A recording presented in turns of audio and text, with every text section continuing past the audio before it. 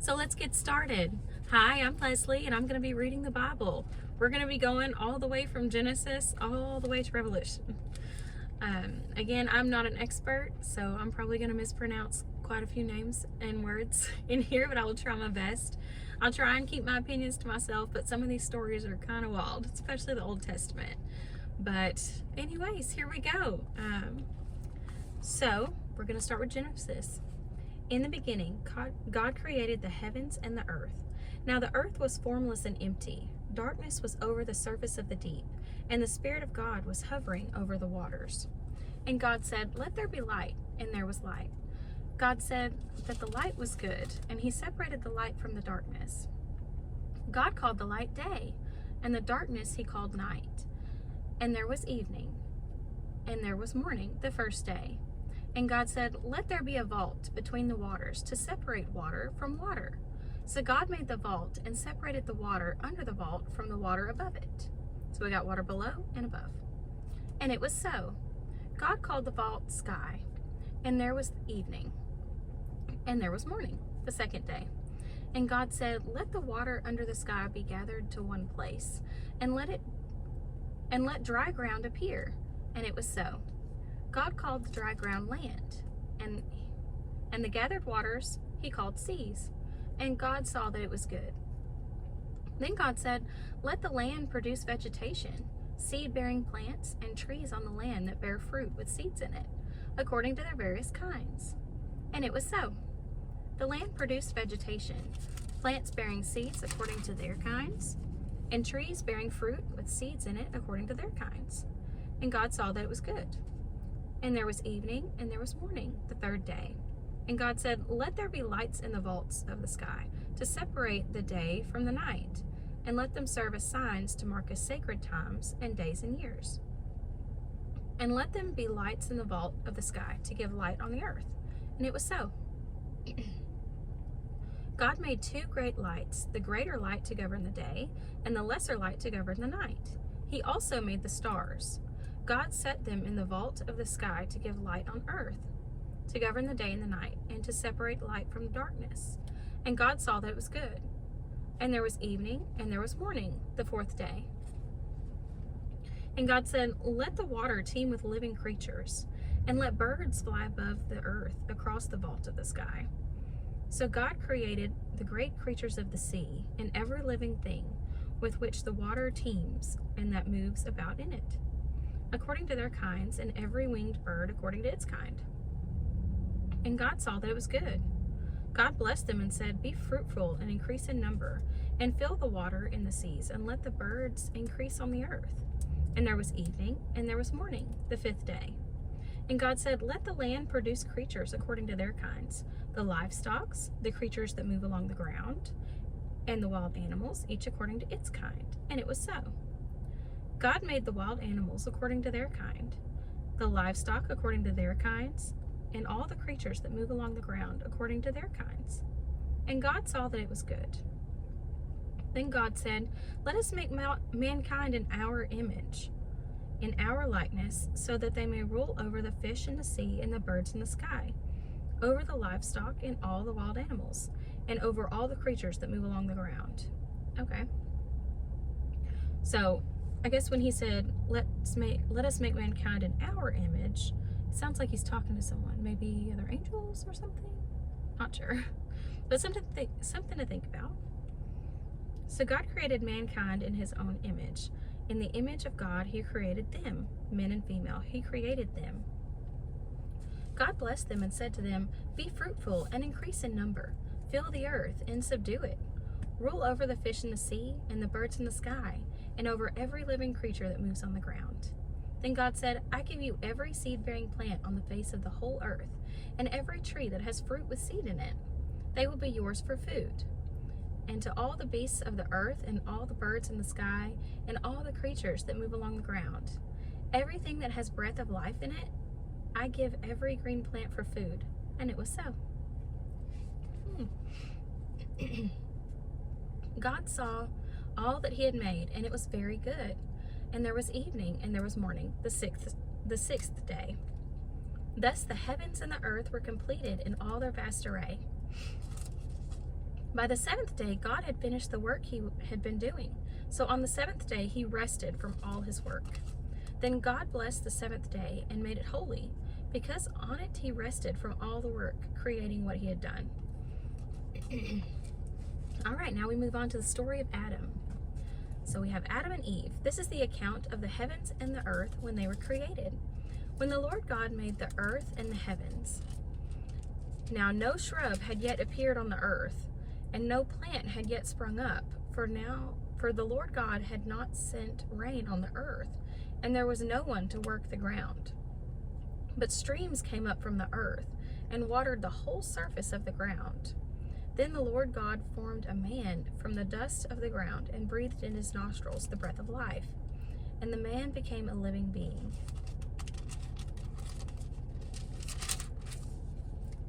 Now the Lord God had planted a garden in the east, in Eden, and there he put the man he had formed.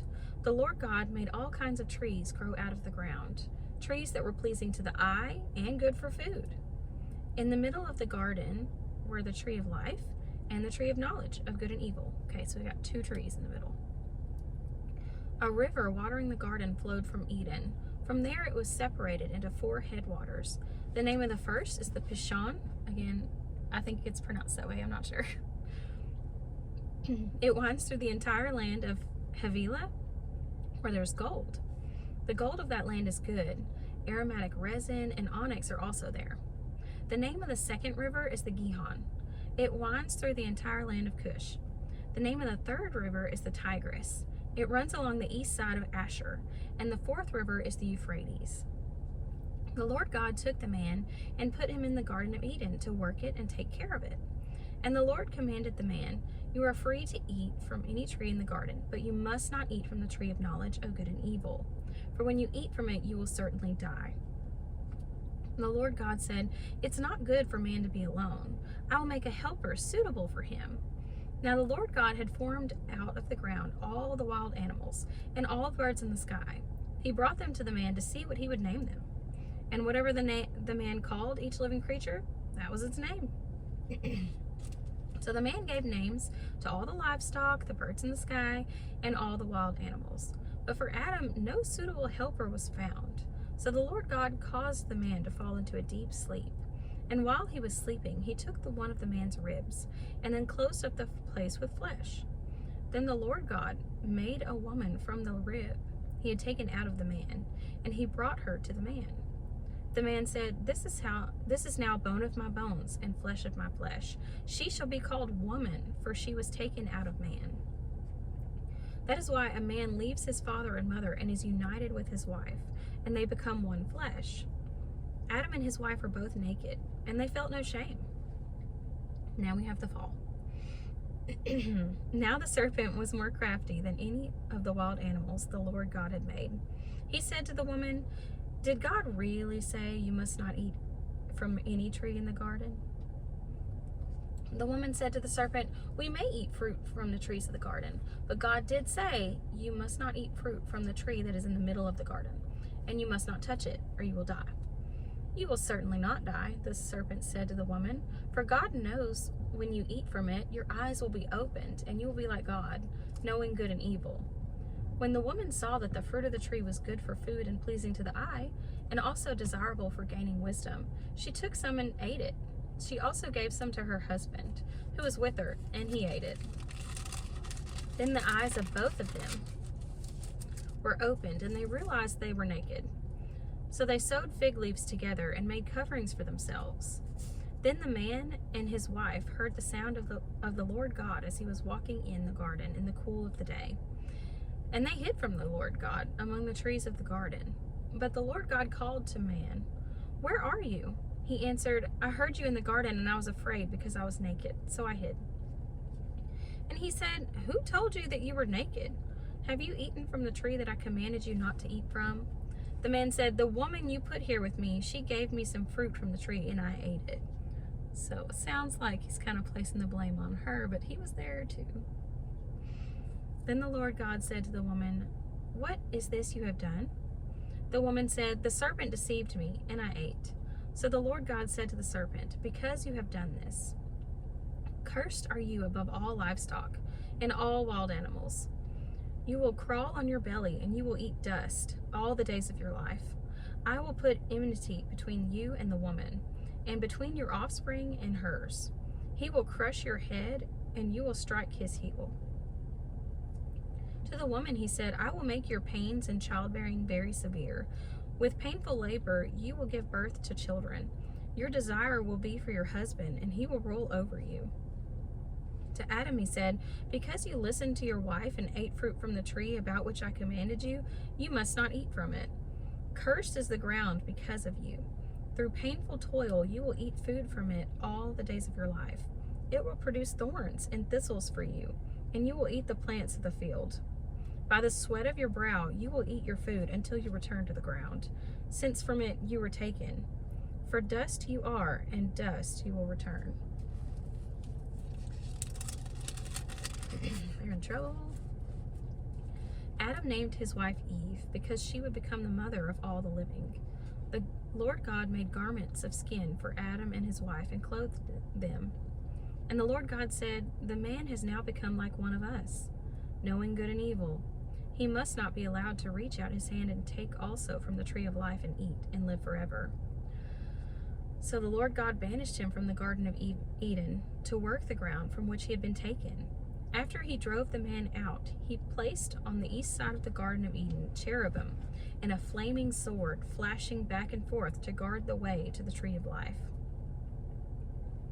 All right, so now we have Cain and Abel. Adam made love to his wife Eve, and she became pregnant and gave birth to Cain. She said, "With the help of the Lord, I have brought forth a man." Later she gave birth to his brother Abel. Now Abel kept flocks, and Cain worked the soil. In the course of time, Cain brought some of the fruits of the soil as an offering to the Lord. And Abel also brought an offering, fat portions from some of his firstborn of his flock. The Lord looked with favor on Abel and his offering, but on Cain and his offering he did not look with favor. So Cain was very angry, and his face was downcast. Then the Lord said to Cain, "Why are you angry? Why is your face downcast? If you do what is right, will you not be accepted? But if you do not do what is right, sin is crouching at your door. It desires to have you, but you must rule over it." Now Cain said to his brother Abel, "Let's go out to the field." While they were in the field, Cain attacked his brother Abel and killed him. Brotherly love right there. The Lord said to Cain, "Where is your brother Abel?" "I don't know," he replied. "Am I my brother's keeper?" The Lord said, "What have you done? Listen, your brother's blood cries out to me from the ground. Now you are under a curse and driven from the ground, which opened its mouth to receive your brother's blood from your hand. When you work the ground, it will no longer yield its crops to you. You will be a restless wanderer of the earth." Cain said to the Lord, "My punishment is more than I can bear. Today you are driving me from the land, and I will be hidden from your presence. I will be a restless wanderer on the earth, and whoever finds me will kill me." But the Lord said to him, "Not so. Anyone who kills Cain will suffer vengeance 7 times over." Then the Lord put a mark on Cain, so that no one who found him would kill him. So Cain went out from the Lord's presence and lived in the land of Nod, east of Eden. Cain made love to his wife, and she became pregnant and gave birth to Enoch. Cain was then building a city, and he named it after his son Enoch. To Enoch was born Irad, and Irad was the father of Mehujael, and Mehujael was the father of Methuselah, and Methuselah was the father of Lamech.